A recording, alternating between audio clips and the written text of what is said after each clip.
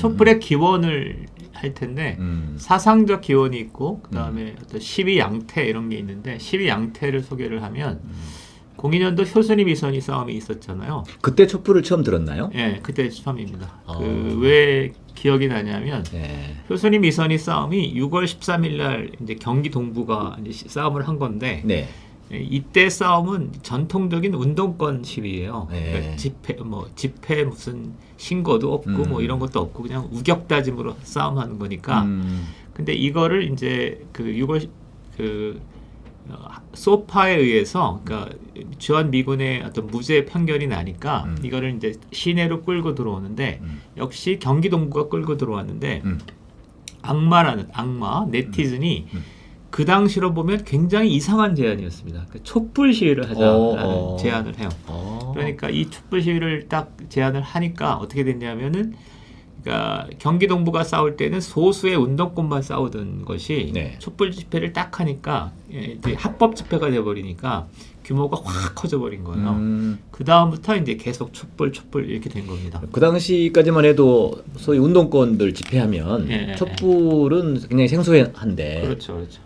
오히려 화염병 들거나 쇠파이프 들거나 그래서 뭐 이랬었는데요. 거리 시위를 세 가지 형태로 이제 한다면 6월 항쟁 전에는 지금 얘기했던 것처럼 화염병하고 그다음에 돌 갖고 싸우는 거잖아요. 그러니까 불법 집회죠. 그러다가 이제 전대협이 뭘 하냐면 화염병하고 돌 대신에 강목 대신에 손뼉치기, 노래 부르기, 뭐 스크럼 짜기 이렇게 대중과 함께하는 운동을 그때 제안을 해요. 그러니까 이게 이제 전대협이 만들어진 계기가 된 거고.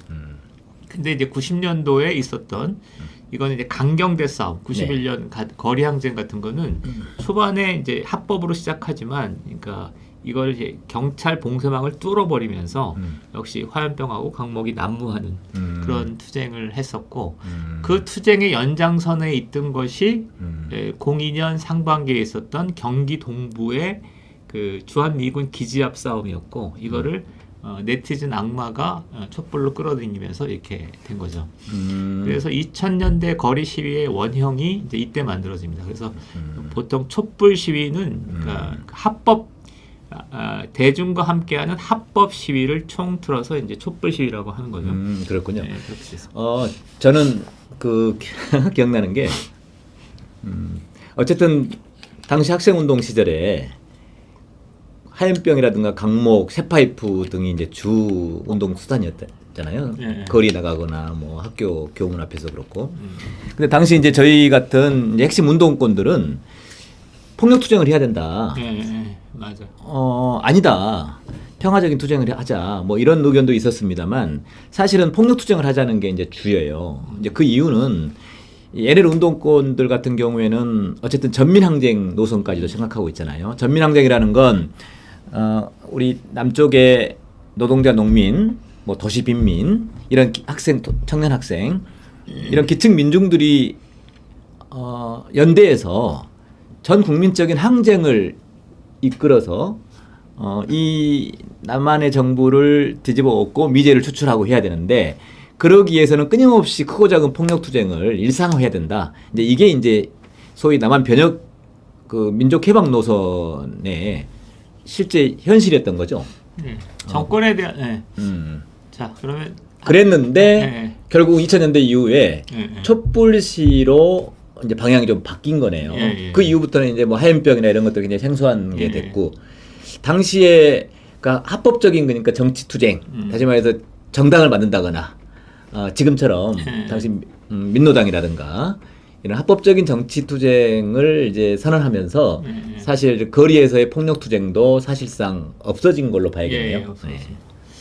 자, 그러면 할 얘기는 많지만 일단 이 정도로 뒤에 할 얘기가 많아서 자, 그다음에 촛불의 기원에 약간 12양태라는 측면에서 봤고 이번에는 집행부라는 차원에서 볼 텐데 제가 보건대 잘 알려져 있지 않지만 가장 중요한 논쟁은 경실련 참여연대 논쟁입니다. 요 크리스천 투데이 좀 열어주시죠. 경실련을 주도했던 게 그러니까 80년도에는 대부분 다 반체제적인 민중운동이 중심이었어요. 근데 90년도에 이제 시민운동이 성장하는데 양대 축이 89년 경실련이고 그다음에 94년 참여연대죠. 그런데 경실련과 참여연대가 미묘한 갈등을 하면서 2000년대 참여연대 주도의 어떤 그 시민단체 운동이 열리는데 서경석 씨는 좀 입지전적인 인물입니다. 이게 지금은 이제 그 옛날에 실제로 있었던 일에 비해서 어떤 세력이 운동권을 주도하면서 잊혀진 인물들이 여러 사람 있거든요. 그 중에 하나가 서경석 씨입니다. 굉장히 중요한 인물이에요. 쭉 보시면 그 다음에 대한민국 이분이 뭐냐면 90년도에 참여연대랑 경실련이 시민운동의 주도권을 갖고 경합을 하다가 2000년대 참여연대 중심이 되거든요. 그리고 참여연대 중심이 되면서 촛불 시위가 확 커지는 거예요. 그런데 그 서경석 씨가 경실련의 입장에서 참여연대를 비판하는 글인데 쭉 보시면 좋을 것 같고 너무 기니까 쭉 그 다음에 쭉 보시면 잠깐만요. 그러니까 여기서 이 양반이 이제 80년대에 그 학생운동이 막스 레닌주의와 주체사상에 얼룩졌다. 뭐 이런 얘기를 쭉 하고 그 다음에 좀 넘기시면 나도 친북 잡혔다. 그러니까 서경석 씨의 그 과거의 경력을 좀 알 필요가 있기 때문에 통일혁명당 사건에 연루된 사람입니다. 그래서 쭉 보시면 CCC 경제복지회에 참여했는데 한명숙 남편이 박성준 씨거든요. 박성준 씨의 지도를 받아서 받았던 사람. 실제로 조사도 받았어요. 근데 나이가 어려서 그걸로는 훈방이 됐는데 75년 민청학년 사건으로 징역 20년을 선고받은 그 다음에 80년대 초에 미국으로 유학을 갔죠. 쭉 가시면 그래서 미국에서 이제 그 80년대 초반에 미국에 있었던 그 교포들이 북한을 방문하는 사업이 있었나 봐요. 근데 이때 북한의 실상을 알면서 반북이 됐다. 자, 그 다음에 쭉 보시면 잠깐만요. 위로 조금만. 88년 초에 운동권의 연구기관인 한국기독교사회문제연구원에 88년에 귀국해서 기독교사회문제연구원의 원장 서리가 됐는데 기독교 쪽에서도 전부 다 주사파였더라 이런 얘기고 그 다음에 이제 그 결국 진보 기독교 지정에서 쫓겨나서 경실련을 시작했다. 경실련을 시작한 건 89년입니다. 그 다음에 또 넘기시면 경실련을 잠깐만요. 그러니까 경실련이나 참여연대와 공통점과 이제 저기를 하는데 그 다음에 저기 쭉 보시면 사람들은 경실련과 참여연대의 차이를 잘 알지 못한다. 경제정의, 시민참여, 인권, 지방자치제 같은 영역에서는 생각의 차이가 거의 없다. 이거 무슨 얘기냐면 그 전에는 경제정의 같은 건 안 했습니다. 그러니까 사회주의 혁명, 민중혁명 하던 게 80년대 중후반의 사회운동의 정서인데 이게 이제 90년대 초중반에 경실련, 참여연대 같은 데에서는 경제정의, 시민참여, 분권, 지방자치 같은 데서는 생각이 같았다. 근데 뭐가 다른 거냐? 북한 문제와 노동 문제가 다르다. 참여연대는 무조건 북한 편을 들고 노동자 편을 들었지만 경실련은 그렇지 않았다. 이런 얘기입니다. 그러니까 참여연대는 뒤에 얘기하겠지만 그러니까 80년대 민중운동과는 조금 다른 듯하지만 뿌리가 같아요. 뿌리가 그러니까 박원순, 김기식, 조희연 이런 참여연대 핵심들은 전부 다 사실은 주사파들이에요. 그러니까 주사파들인데 이렇게 된 거죠. 그래서 자, 그 다음에 우리나라 이제 시민운동을 갈랐던 격전지는 조금만 올라가십시오. 2000년 4월에 있었던 낙천운동입니다. 이게 그 우리나라 시민운동을 완전히 뒤바꾼 거죠. 그러니까 낙천운동이라는 게 뭐냐면은 그러니까 그 당시 김대중 정부가 들어서서 의회는 이제 한나라당이 장악하고 있었잖아요.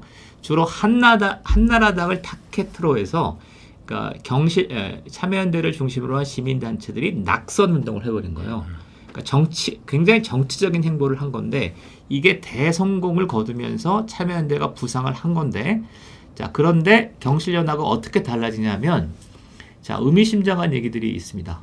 그러니까 박원순 변호사가 주도한 낙천운동은 경실련의 철학을 완전히 뒤집는 것이다. 그러면 경실련의 철학이 뭐냐?